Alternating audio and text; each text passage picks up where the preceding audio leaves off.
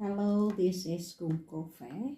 So, yung nauna kong yung nauna kong video is about the do's and don'ts in Uzbekistan. So, ito na naman po tayo, kainan, pero hindi ito agahan. This is my brunch, my breakfast and my lunch. It's already late. So, I have eggplant, okay, and then cucumber and potatoes, and of course my coffee. I can't live without coffee. So una po nating tatalakayin habang ako ay kumakain is yung mga do's doon sa Thailand. So naninibago pa ako. So ano ang mga dapat na gawin pag kayo ay nasa Thailand? So, naggawa na po ako noon ng video nito, pero mga pictures lang, so hindi ako nagsalita. So, ayan na, reuse content. Kasi mga pictures ko is from the internet, tapos nilagyan ko lang siya ng mga words, pero bawal pala yun. So, hindi ko alam. So, ito, I am making another video, same content, pero ito ako ang nagsasalita so that I can explain more. So, the first thing that you should do in Thailand is take off your shoes or remove your shoes. So, ito ay isa na pong kaugalian sa Thailand na pag ikaw ay pumapasok sa bahay ng mga katutubo or ng Thai is you should remove your shoes. So, hindi ito dapat na dadalhin sa loob ng pamamahay. At lalong-lalo na po pag kayo ay pupunta sa mga holy places like the temple. So, bawal po na magsuot ng sapatos o tsinelas sa loob ng temple. Nakapaalam po. So, yan ang dapat na gawin. You are expected to remove your shoes to Thai residences when you are entering Thai residences. There are also some cafes and restaurants that would provide you some slippers, house slippers, and you have to remove your shoes. So, pag nakita nyo na may ganun, so, tanggalin nyo na lang po ang inyong mga shoes. Okay. Then, next na dapat ninyong gawin pag kayo ay nasa Thailand is don't step on thresholds.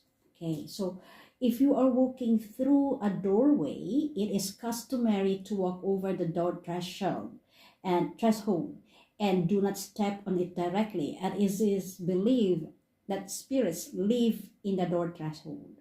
And by stepping on this, you are upsetting the spirit, who may then retaliate against the residents of the home and bring them bad luck. So, bawal na bawal po yun. Huwag niyong aapakan yung mga threshold dyan. So, kasi ang paniniwala nila, pag inapakan ninyo yun, i-upset ninyo ang mga spirits na nakatira sa kanilang bahay at sila po ang babalikan. So, babalikan sila ng malas. Yun po ang kanilang paniniwala. Then, another thing that you should do when you are in Thailand is you should dress properly. So, in Thailand, the people are very open-minded and free, but you have to do the proper etiquette. So you have to dress modestly, especially if you are entering a holy place like the temple or the palace if you are visiting. So dapat is hindi revealing ang inyong sarili. So for the women, you should dress like this one is covered, not allowed for like sleeveless dresses. So, it should be respectful also for women to wear skirts below the knee, okay? And for men, you may be able to get away with wearing shirts, but for women, the safest bet is to wear a long skirt or long pants. So, you should not wear tank tops, revealing sports attires, or t-shirts with an appropriate design. So, yun. Bawal po yun. So, always return a wide greeting. Kaugalian na po sa Thailand ng magaganito sila. Sawadika, sawadika. So, away is a greeting, and it is a traditional greeting. It is usually accompanied by the phrase sawadi, and is offered as greetings, thank you, goodbye, and apology. So while it is not expected that tourists offer wide greetings to Thai people first, it is expected that they return a wide greeting when one is presented. So monks do not need to return wide greetings, and wide greetings do not need to be offered to those who are younger than you. So ikaw teacher or the student, hindi yun expected. But if you would like to, then why not? So always do the greetings like sawadi ka, sawadi kap, sawadi. So ako nasanay na ako ng ganito kasi kahit nandito ako sa Uzbekistan, nagaganon pa rin ako minsan. Alright, so another thing, respect the monks and do not touch them. Say, monks are highly respected and revered in Thailand and are expected to be respected by visitors to Thailand as well. So please do not touch a monk, especially if you are a woman. Bawal na bawal po yun. So this is because monks believe that a woman's body goes against their Buddhist vows. Thus, many temples do not allow women in certain areas, and women should never touch a monk. Bawal. Wag po.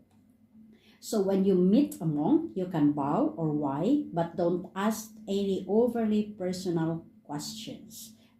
It is important for Thai people to interact with them appropriately since monks are so well respected. So people usually give up their seats for monks on the bus. Tatayo ka pag may monk. Okay. Next is be mindful when taking pictures. So when visiting a temple, taking a photo of the temple and Buddha are usually allowed in Thailand. However, be mindful and respectful of the people praying and in some worship areas. Before taking a photo, look for the temple's rules written outside on notice boards or just ask locals. So furthermore, show your gratitude for being allowed to take a photo by leaving a donation in the donation boxes. So pagpasok mo yung mga temples, may mga donation boxes yan. So mag-donate ka if meron kang pera na extra. Then donations from visitors help maintain the upkeep of the temples and palaces. So pag-maintain din po yun para sa temples. Ang lalaki kaya ng temples and somebody should clean it up as well. And smile. That's one thing in Thailand. So Thailand is known as the land of smiles. So no wonder smiling is so important to Thai etiquette. So when you are in Thailand, be happy and smile.